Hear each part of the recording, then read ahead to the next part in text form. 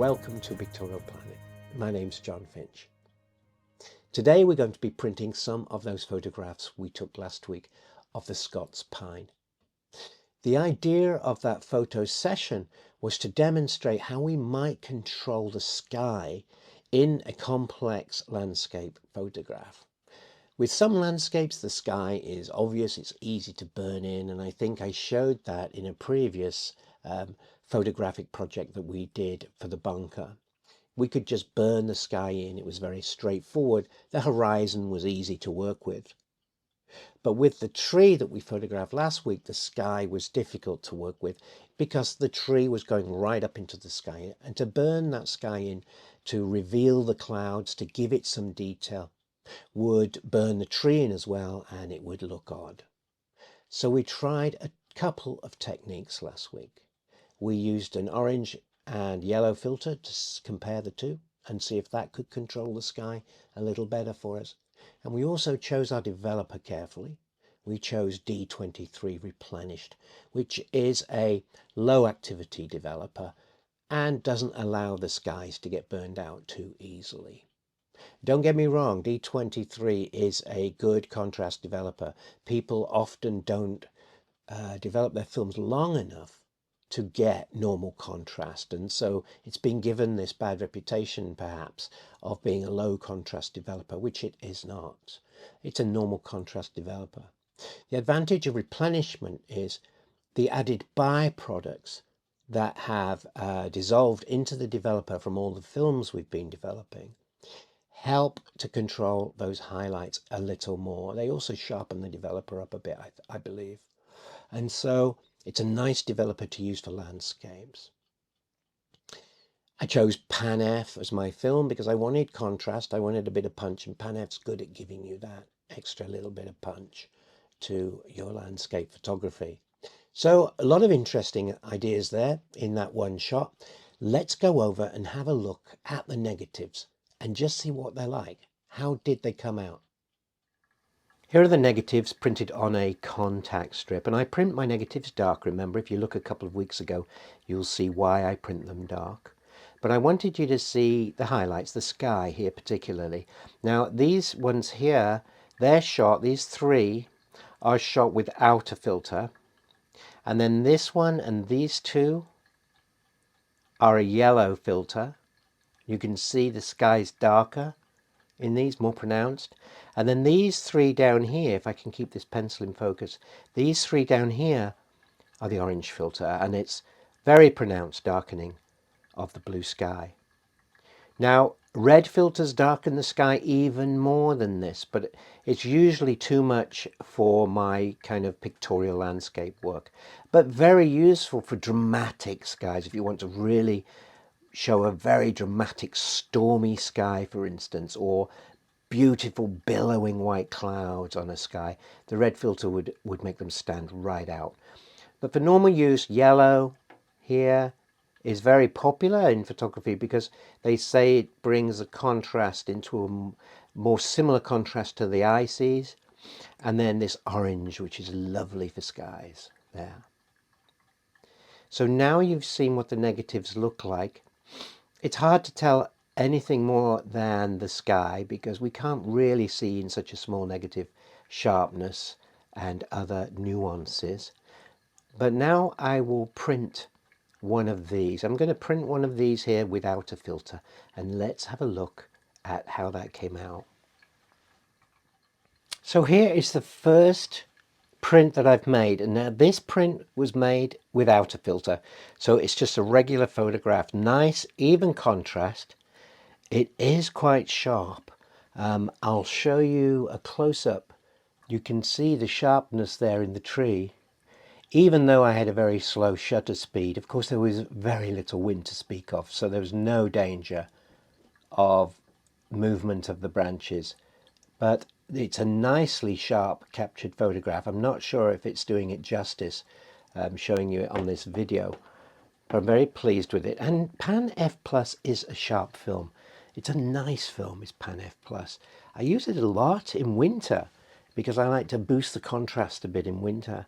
And you can see here, it's boosted the contrast. The grass is lovely. There's a lovely three-dimensional quality to this grass and the tree there, and then behind it the lovely tonality of the fields beyond.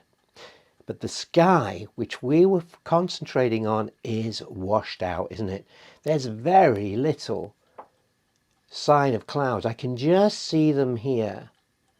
Can you just make that out on the video? There's a little bit, there's a little bit of sky. Now, this is interesting because with a normal developer, we probably wouldn't see anything at all in the sky. It would be just basically a white, paper white background. And we would have to burn the sky in to darken it and bring out some detail. But because we used D23 replenished, it has been tame on the highlights. So there is some nuances in the sky. Not a lot, and not enough for what I want, but there is definitely some sign of clouds there. So that's a good proof that the D23R was a good developer for this project. It did work well. It's not the only one I could have used. There are others as well, and of course I could have done N- development with a developer to bring the sky in as well. There's other techniques which we'll cover in later videos. But for this video, D23 Replenished has done a good job. Now, let's see what a yellow filter does to this same picture. What are we expecting? We're expecting an increase in density in the sky, better cloud definition, and a bit more contrast, because we're always going to increase the contrast a bit when we put a yellow or orange or red filter on our camera. So let's have a look what we get. And here is our yellow filter, and as expected you can see the increasing contrast here in the grass, definitely more, and in the tree. And look at the sky. Now we're beginning to see the clouds more clearly. There's definitely a nice sky there. I don't think it's enough for what I envisaged. However, it is looking nice. I am quite pleased with this particular print. Interesting, why has the contrast increased? Well, one of the reasons is because there's a lot of blue light being cast down onto this ground, especially in the shadows. The blue sky creates bluer shadows, and when you block blue, because I'm using a yellow filter, those shadows are going to be darker, and so I have more contrast between the darker shadows and the highlights. So that's the reason, or at least one of the reasons, why we have this increase in contrast to be expected with a yellow filter. It's looking nice. I like the way the tree is standing out proud in this sky and the nice background. It's looking a nice photograph, and offsetting the tree onto this third I think was a good idea, because it gives it, I don't know, more of a picturesque look in my opinion. So simple rule of thirds there. You'll see also I put the horizon on another rule of thirds. So very basic, but I think it improves the image instead of sticking it right in the middle, the tree like that. So yeah, getting better. I'm liking this sky. It's looking good.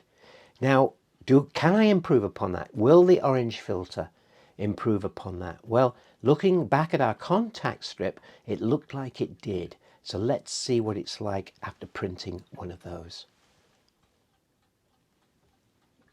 The orange filter, and look at that sky now. It's got really good definition.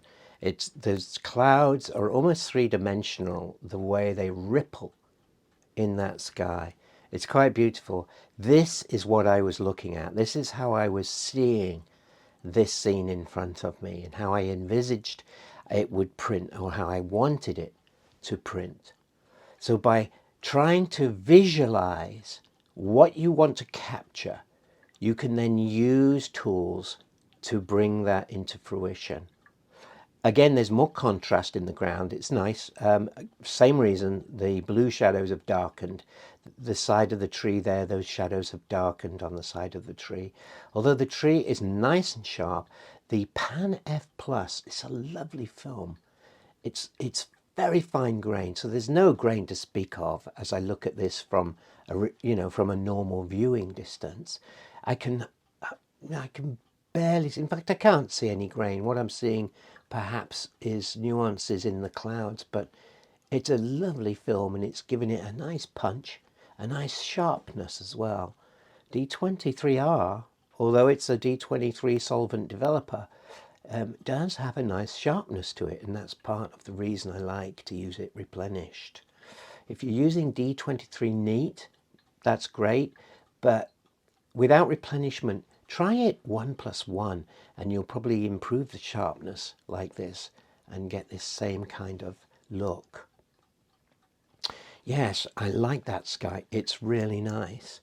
So I think the last thing I might do to this print is just add a little bit more punch by giving it a selenium toning. So I'm going to darken the blacks a little bit more with selenium. Now to do that, I'm going to use selenium very dilute. I don't want a strong selenium dilution because that will change the color, and I don't want to change the color. I just want to make it a little bit more contrasty. Maybe bring the sky a little bit down. And so I'll show you selenium toning now. Here we're going to make up the selenium toner, and I have some Kodak professional selenium toner here. It's freely available to buy in photographic stores or online. Now this stuff is poisonous, so you have to be very careful with it. You've got to wear gloves, be in a very well ventilated area. I have the door wide open and the fans on in here, so I won't be breathing any of this in. But as long as you take these standard precautions and treat it with a large dose of respect, it's okay to use. So I'm going to make a 1+20 dilution. I've got, oh, I'll get it over here. There's my jug there that I'll be putting it into. So I'm going to measure 50 mils into this here.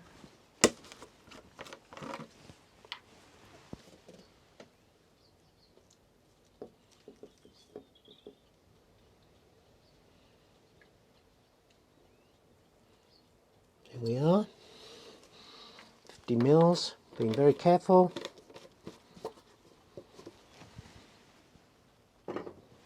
Pour it into my jug.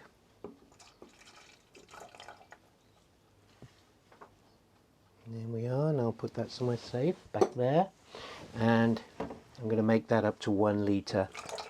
And I've got water here at 20 degrees centigrade, although the temperature isn't very important with this. You just keep it within a reasonable range of 18 to 24, something like that.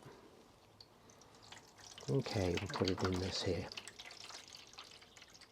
And I can reuse this over and over again, so I don't need to throw it away. Now, as always, when I'm toning, I use a strip, a test strip, so I can see what happens, because then if something happens that surprises me, I can change my mind, I can do other things. So I'm going to put this into the toner now.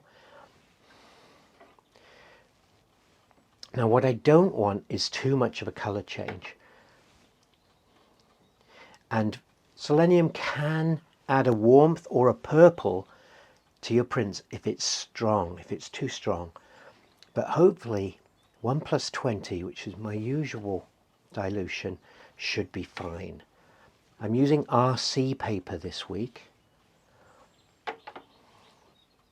Ilford RC paper, and these all printed at grade 3, which is just what you want to be looking for 35mm.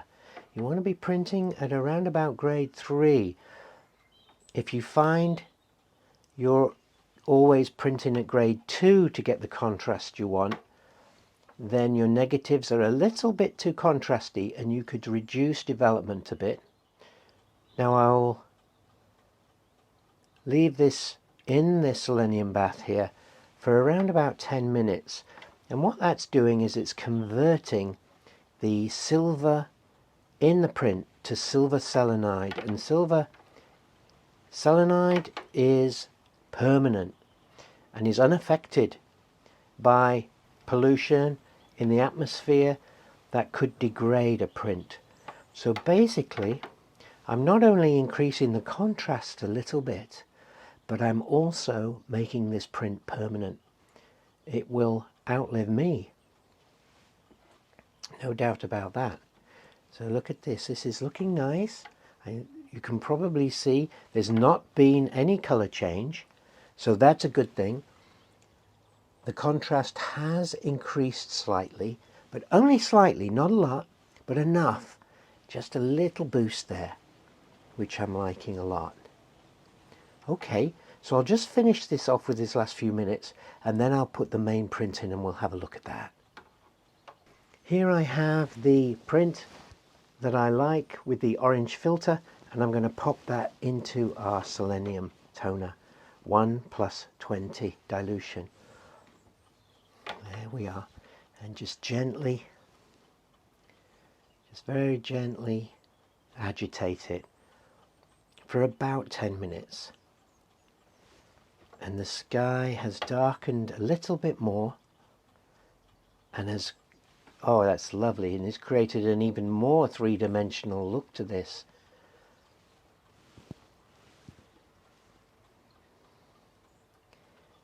But not too much, just a little bit, and that's all I'm wanting.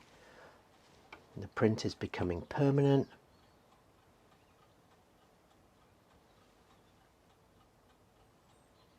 This is something you can do with all your prints. If you want permanence, put them in a Selenium toner bath like this for 10 minutes. Now, a famous photography writer called Vestal, he used to prefer 1+49, I think, for his dilution, for his permanence. And that's fine too. It will basically convert that silver into silver selenide.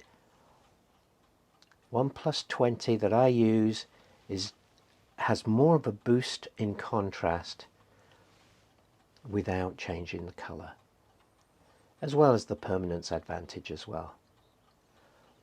And I'm really liking what I'm seeing. I'm seeing a lovely three-dimensional quality to this print. Okay, I will carry on here for the 10 minutes and then I'll wash it. It's an RC print and I'll wash it for 10 minutes. If it was a fiber print, I would wash it for an hour to wash all the Selenium toner out, and then I'll dry it and then I'll show you guys what it looks like.